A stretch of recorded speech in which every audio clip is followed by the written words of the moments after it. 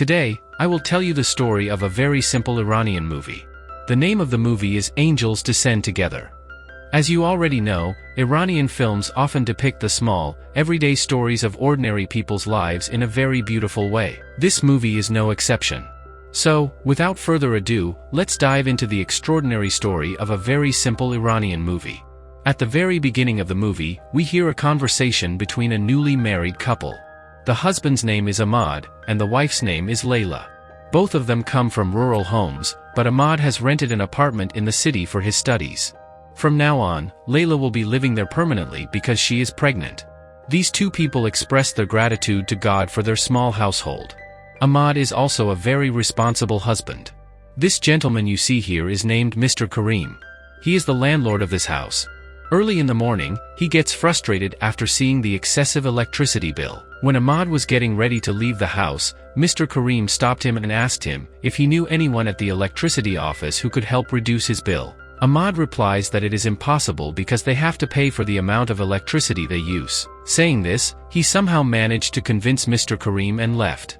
Ahmad is usually a Hafiz of the Quran, but he hasn't finished his studies yet. He still has some exams ahead of him. So he comes to class every morning and attends very attentively. After finishing the class, Ahmad goes to work. After working all day, he waits for Layla at a certain place, which is a library. Layla came here to read books. Later, Ahmad and Layla walk side by side on the sidewalk. Ahmad tells Layla that it is very tiring for him to work all day and attend classes in the morning. Layla then said to him, "You must pass the upcoming exam." Suddenly, a motorcycle passed very close to them. Layla somehow manages to avoid getting hurt. Ahmad got very angry at the motorcyclist, but Layla calmed him down immediately.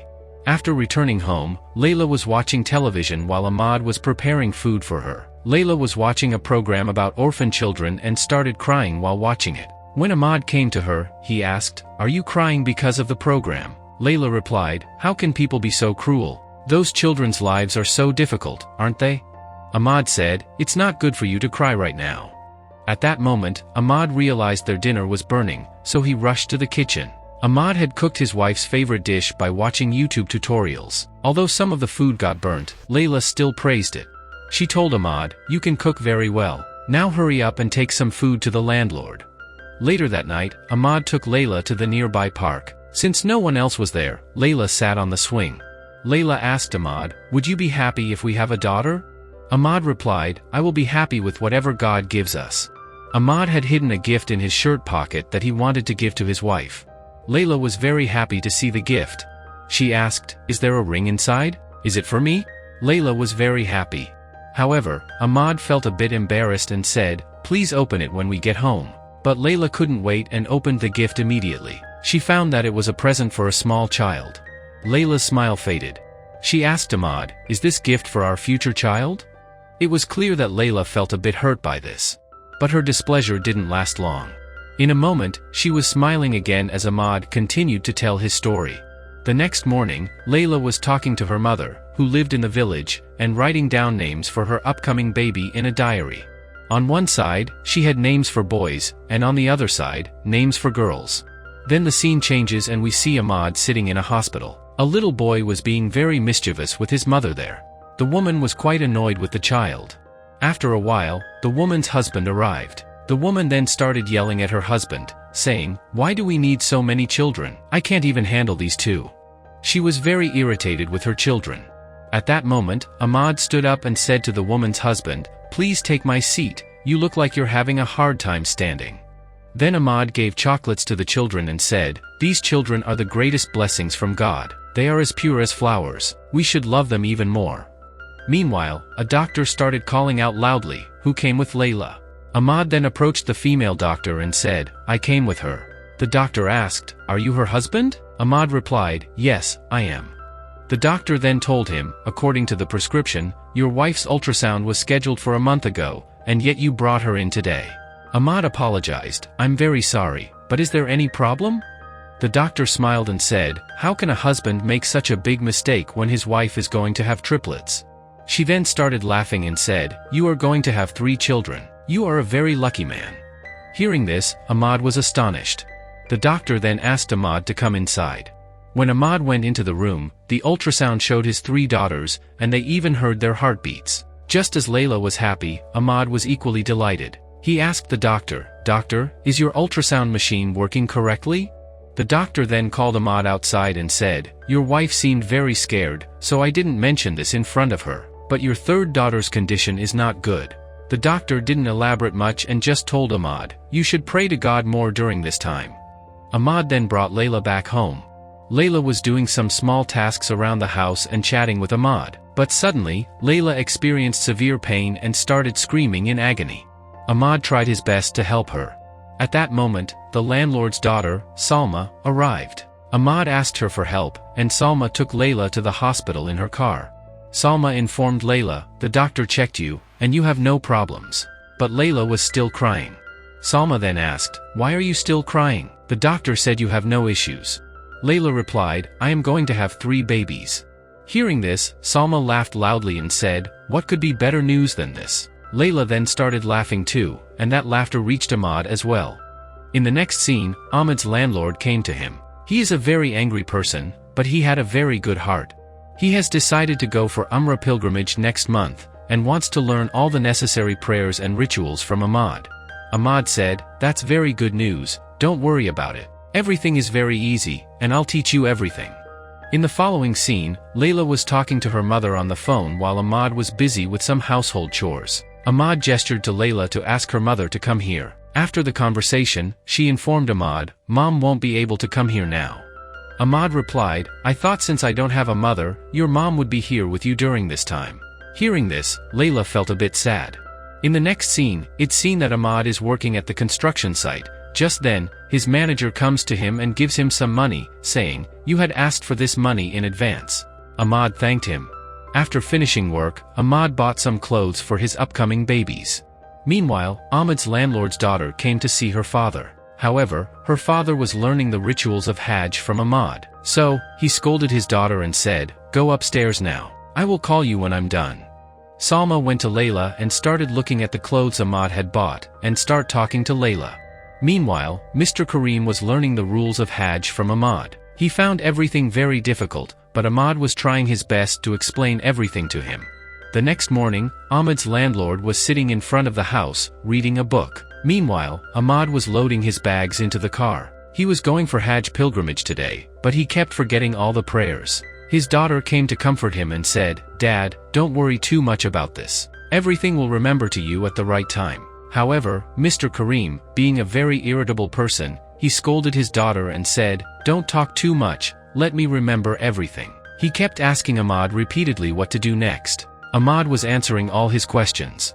After that, Mr. Kareem called Ahmad aside and handed him a piece of paper, saying, "This is my will. If I do not return, everything need to do is written on this paper. Keep it safe as a trust. After returning, I will collect it from you."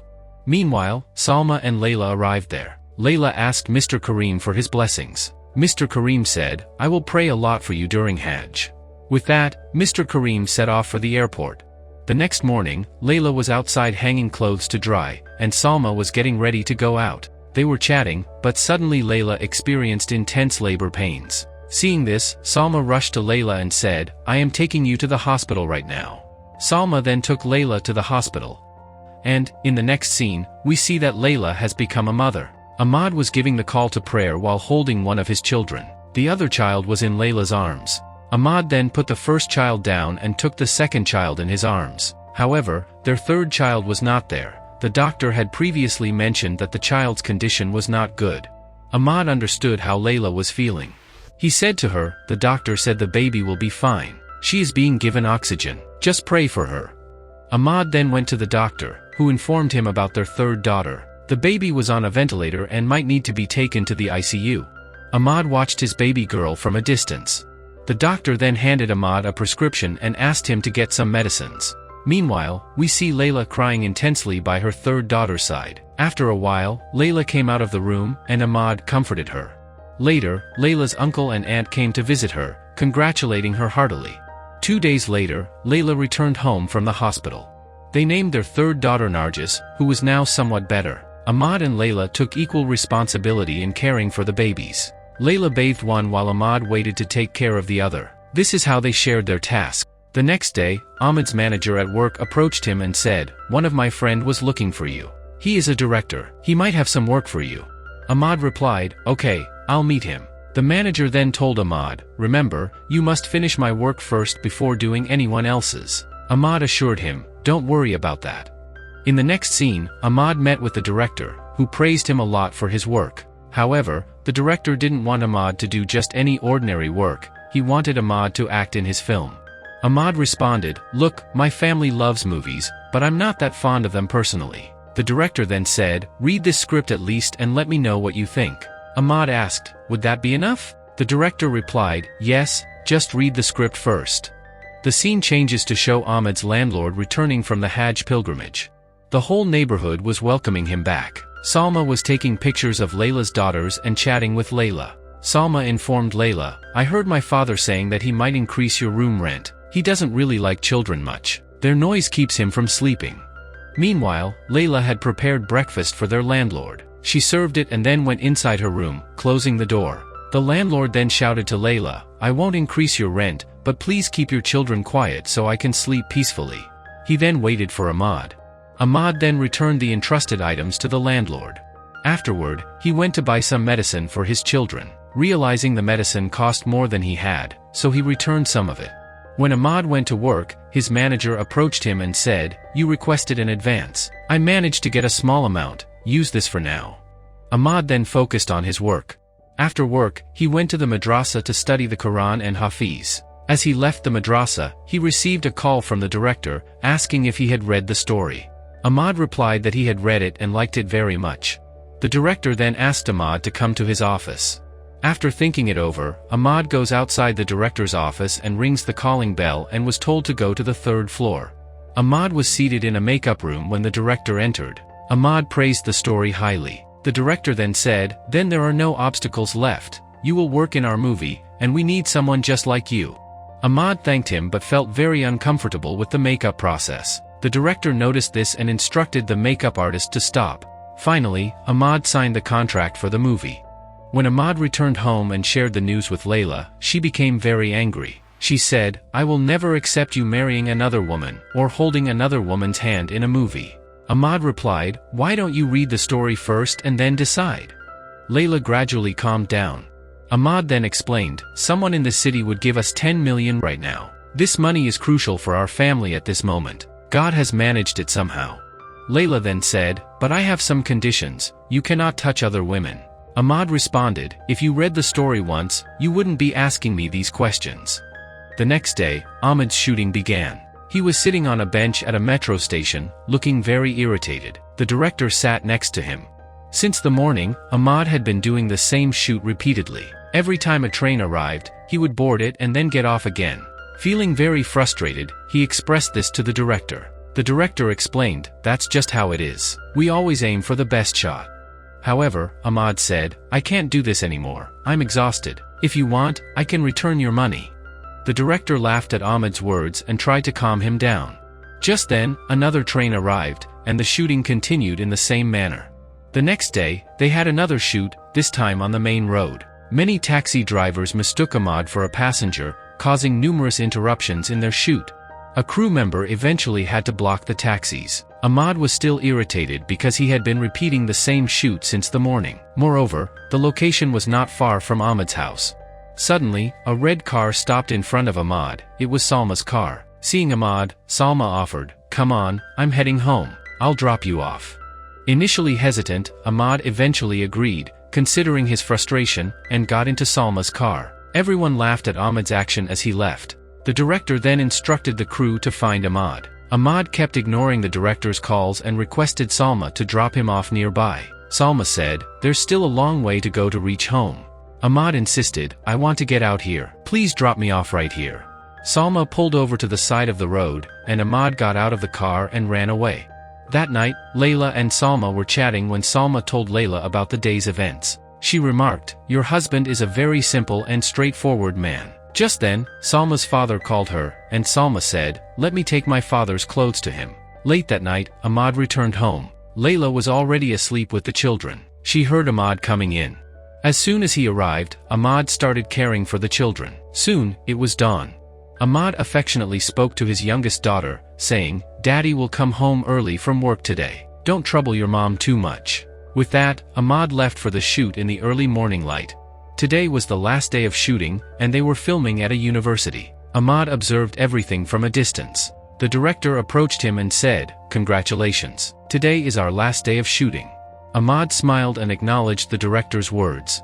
The scene changes to a busy night where both Layla and Ahmad were occupied with their two crying children. Only Nargis was asleep, connected to her oxygen tube. The two children were crying incessantly, one in their mother's arms and the other in their father's. Despite their best efforts, they couldn't calm them down. Meanwhile, Nargis' oxygen tube disconnected several times. Layla, after calming the child in her arms, went to check on Nargis. She talked to her, but suddenly felt a pang of terror in her chest. Nargis was not responding or breathing. Layla, panic-stricken, held Nargis and screamed for Ahmad. Ahmad rushed over immediately. Layla cried, "Nargis isn't breathing. Her hands and feet are cold." Ahmad tried to comfort her, saying, "Don't worry, God will make everything okay." He then took Nargis in his arms and started running through the streets of the city. Layla, donning her burqa, followed closely behind. Holding their child close, the parents ran through the streets. It seemed that the way was not ending. After covering a considerable distance, they finally reached the hospital. There, Layla sat on one side while Ahmad sat on the other, both anxiously waiting for a news. As the far adhan sounded outside, the next scene showed Ahmad prostrating in prayer, thanking to God. It became clear that Nargis had survived. The next day, the lost smiles returned to Ahmad's family as Nargis came home healthy. This situation highlighted that good health is indeed a precious blessing from God. Afterwards, Ahmad went outside to hang his children's clothes to dry, when he saw Mr. Karim reading a magazine. Upon seeing Ahmad, Mr. Karim remarked, "You are a clever man. When renting the house, you said you study at the madrasa, and now I see you're a film star."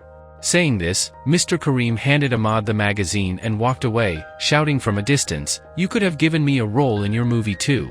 Ahmad was astonished to see himself on the front page of the magazine. He went to a local shop where people were already buying the magazine, but they still didn't recognize him. When Ahmad returned home, Layla was furious. The magazine featured pictures of Ahmad with several women, and she felt deeply hurt. Ahmad tried to explain that the photos were taken separately and then put together, but Layla wouldn't listen. Feeling betrayed, she refused to hear anything Ahmad had to say. In his frustration, Ahmad shouted, and Layla walked away from there. Afterwards, she starts packing her bags and preparing to leave with the children. She no longer wanted to stay with Ahmad in the same house. Taking one of their children in his arms, Ahmad said, "You all stay here, and I'm sorry for shouting. I'm the one who will leave this house." With that, Ahmad left the house. That night, Salma helped Layla with all the chores. They cleaned the children together, and Salma tried to console Layla, saying, "Your husband is a very good man. He loves you and the children very much. Don't stay upset for too long." Meanwhile, we see Ahmad arriving at his teacher's house to spend the night. The next morning, as Ahmad stepped outside and greeted his fellow classmates with a good morning, no one responded. They were all avoiding him because they had learned about his involvement in the film. Ahmad explained everything in detail to his teacher, who reassured him, saying, "Do not worry, God will set everything right." Outside, some of Ahmad's classmates were mocking him, which left him feeling very discouraged. Seeking solace, he went to Layla's uncle's shop and said to him, "I am sorry for bothering you." Layla's uncle replied, "You are like my son. If you don't come to me, who will?" Ahmad then said, "You must have known everything by now." Layla's uncle nodded and says, "I've heard everything. Let me give you some advice. A wife's resentment towards her husband never lasts long. They forgive easily, but they don't show it. It's a husband's duty to understand his wife's feelings." At that moment, Layla arrived at the shop. She greeted them both, and her uncle stepped outside to give them some privacy. Smiling, Layla said to Ahmad, "Your daughter Nargis missed you a lot." Ahmad immediately took Nargis into his arms, and it was clear that Layla had forgiven him.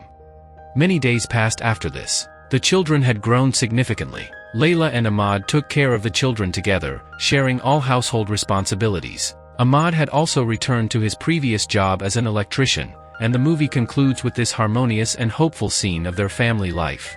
Actually, every person's life is like a story. This movie is a real-life example of that. It shows a very small part of people's lives where, on one side, there was a lot of hardship, poverty, and worry, and on the other side, there was happiness, peace, and devotion to God.